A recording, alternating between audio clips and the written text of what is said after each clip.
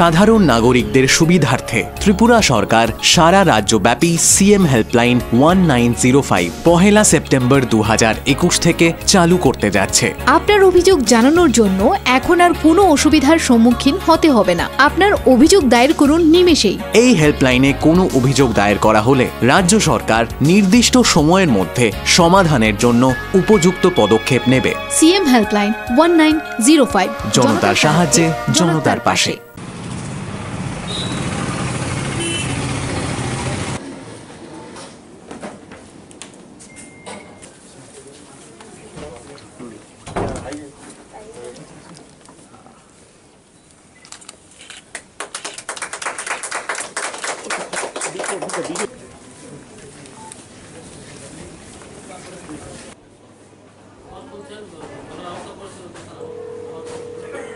CM sir এসেছেন, আপনি আপনার অভিযোগটা বলতে পারেন, আমি স্যারকে দিচ্ছি। হ্যালো, নমস্কার। চন্দন ভৌমিক, ইন্দ্রনগর থেকে। বলুন বলুন।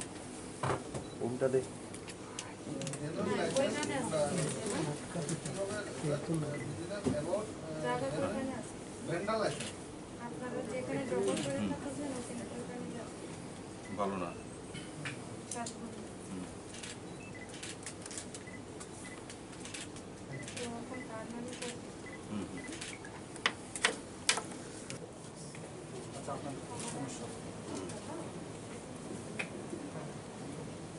আচ্ছা,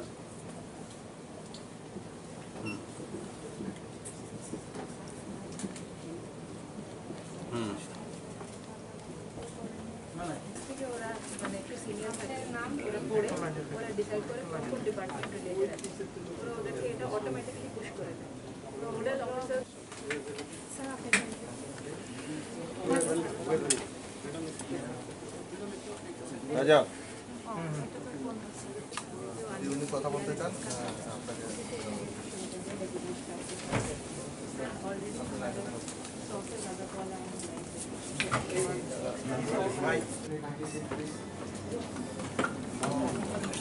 সিএম হেল্পলাইন, যেটা আজকে পুরো রাজ্যব্যাপী আমরা চালু করতে চলছি। তাতে 15 আগস্ট আমি ঘোষণা করেছিলাম যে এই যে 1905 সেটা প্রাথমিকভাবে ধলাই ডিস্ট্রিক্টে চালু হবে সকাল 8টা থেকে রাত্রি 8টা পর্যন্ত, এবং পরবর্তী সময় সেটা পুরো রাজ্যব্যাপী লাগু করা হবে। তো আজ থেকে পুরো রাজ্যব্যাপী সেটা লাগু হয়ে গেছে, এবং ত্রিপুরার যে কোনো মানুষ যে কোনো জায়গা থেকে তার সুযোগ সুবিধা, তাদের বিভিন্ন স্কিম সম্বন্ধে জানকারি, সেই বিষয়ে সিএম হেল্পলাইনে সকাল 8টা থেকে রাত্রি 8টা পর্যন্ত প্রথম পর্যায়ে, এবং পরবর্তী সময়ে আমরা সেটাকে আরো বিস্তার করব। 24/7 মানে 24 ঘন্টা সিএম হেল্পলাইন কাজ করবে, সেই দিশাতে সরকার কাজ করা শুরু করেছে। আমি আশা করি তাতে আপামর জনসাধারণের যে হয়রানি হয় অনেক সময় অফিসিয়াল সিস্টেমে বা কোনো কাজ করতে গিয়ে, তো অতি সহসায় নিজের বাড়িতে থেকে সেই কাজগুলো সমাধানের একটা রাস্তা তৈরি হবে। সমস্ত কাজ একসঙ্গে সমাধান হয় না, কিন্তু তার একটা রাস্তা তো বেরিয়েছে। কমসে কম মানুষ তো কথা বলতে পারবে, সিএম এর কাছে ওনার সমস্যা তো পৌঁছে যাবে। তো সেটা একটা বড় কমিউনিকেশনের মাধ্যম হবে। তাতে ত্রিপুরার মানুষের যে সর্বাঙ্গীন উন্নয়নের জন্য আমরা কাজ করছি, সবার সহযোগিতা পাবো। কারণ তার মধ্যে আমরা বিভিন্ন প্রান্ত থেকে যদি কেউ কোনো বিষয়ে পরামর্শ দিতে চায়, সেটাও গ্রহণ করবে সরকার। সেই পরামর্শ যদি যুক্তিসঙ্গত হয়, তো সেগুলোকে সরকারের কাজের মধ্যে প্রতিফলিত হবে। আর তার সঙ্গে সঙ্গে সিএম হেল্পলাইনে যারাই কল করবেন, কোনো বিষয়ে সমস্যার বিষয়ে জানকারি দেবেন, ব্যক্তিগত সমস্যা হতে পারে,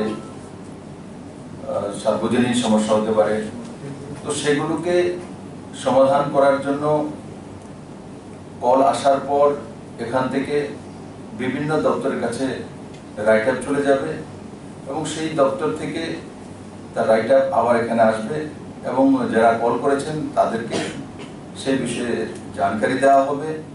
যদি সে স্যাটিসফাইড হয় তবেই সেই কল বন্ধ করা হবে, না হলে পুনরায় ডিপার্টমেন্টকে পাঠানো হবে এবং যে কল করেছেন বা ফোন করেছেন তার স্যাটিসফ্যাকশনের পরেই সেই কমপ্লেনকে বন্ধ করা হবে। ও সেটাও মনিটরিং করার জন্য আইটি ডিপার্টমেন্ট থেকে টিম বানানো হয়েছে।